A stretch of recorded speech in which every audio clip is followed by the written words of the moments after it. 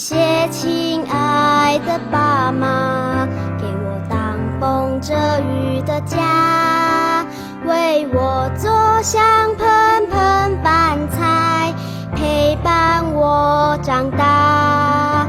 感谢亲爱的老师，教导我无穷尽知识，指引人生迷惘方向，陪伴我长大。感谢亲爱的朋友，分享生活不辣酸甜。Halo, perkenalkan nama saya Rani, usia saya 45 tahun. Saya datang hari ini di atas ajakan Ibu Marlina. Saya lebih mengenal apa yang namanya dunia parenting, karena saya memiliki anak yang pada saat ini untuk anak kedua terutama dia lebih membutuhkan apa yang namanya secara emosional itu, karena kan masa puber ya. Saya lebih memilih untuk lebih banyak belajar bagaimana menjadi seorang ibu yang baik, dan mungkin bukan hanya secara yang tadi lah, yang terlalu militer gitu ya, tapi yang mereka bisa menerima saya seperti teman, sahabat. Ya, sebagai orang tua kita bagaimanapun ingin anak kita mendapatkan yang terbaik. Tapi belum tentu dari visi yang kita mau itu anak bisa menerapkan dengan baik. Jadi kita harus mengumpulkan seperti yang tadi udah diceritakan. Misalnya kita harus menjadi role model dulu untuk mereka, baru mereka bisa meniru.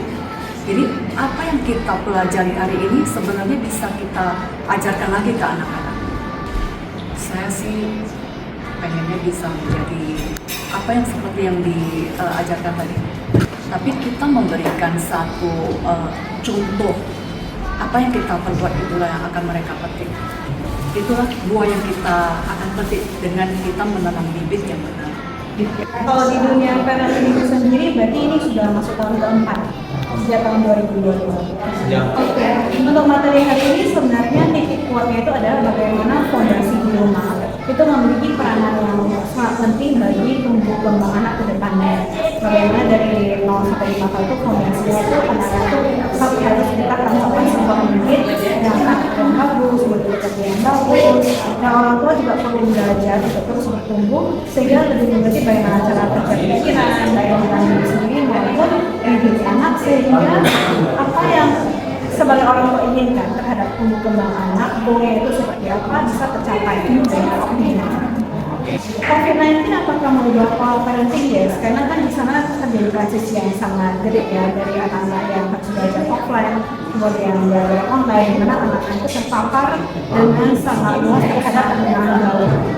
Nah, di saat ini adalah bila penggunaan gawai itu pada tempatnya dan salah tempat bahkan maka itu tidak terjadi masalah. Cuma banyak sekali kendala yang saya lihat yaitu anak-anak itu ada kecenderungan untuk tidak dibatasi penggunaan gawainya. Kemudian orang tua juga tidak cukup aware dengan apa yang anak-anak dengar dan anak-anak lihat di balik gawai tersebut. Nah, pola parenting sendiri juga terjadi shifting ya, karena kan dulu anak-anak itu lebih banyak pada saat COVID-19 sama satpam itu anak-anak ternyata lebih banyak di sekolah. Tapi ternyata ketika di rumah orang tua baru menyadari ternyata anak saya perilakunya seperti ini ya, ternyata emosi saya ketika menangani anak-anak itu ternyata banyak gejolak karena yang dulu itu mungkin ketemunya 2-3 jam, 4-5 jam, sekarang interaksinya harus lebih banyak dan banyak gejolak emosi yang ternyata tanpa sadar orang tua itu kurang kemarin terhadap anak parenting di zaman sekarang. Baik. Pola parenting yang paling tepat itu adalah pola parenting yang sesuai dengan karakter anak. Dan kalau misalnya satu pola parenting yang paling baik itu apa, jawabannya itu sangat beragam, sangat tergantung pada anak-anak kita, karakternya seperti apa yang kita inginkan.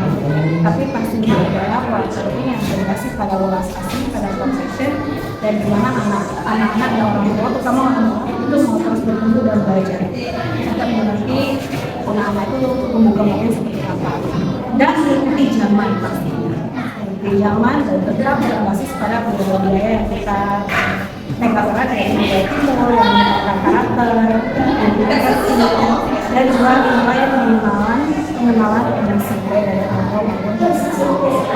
Jawaban yang pasti, kelas-kelas seperti suci yang dasar atau yang suci yang di nasib pasti akan dilakukan. Karena kan di sana anak-anak terpapar ya dengan karakter membaik seperti apa, seperti apa, dan juga orang tua juga harus melakukan PR yang sendiri juga di rumah, yaitu dengan meneruskan apa yang sudah mereka pelajari di Cici, apa yang sudah anak-anak pelajari di Cici, lalu itu bisa mempraktekkan secara konsisten juga di rumah untuk membangun karakter anak-anak itu lebih konsisten dalam mereka.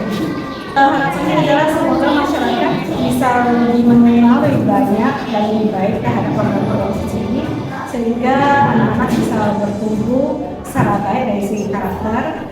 Dari segi karakter ketika mereka tumbuh dengan baik, pastinya dengan individu yang baik, ketika nanti terjadi di masyarakat pasti bisa memberikan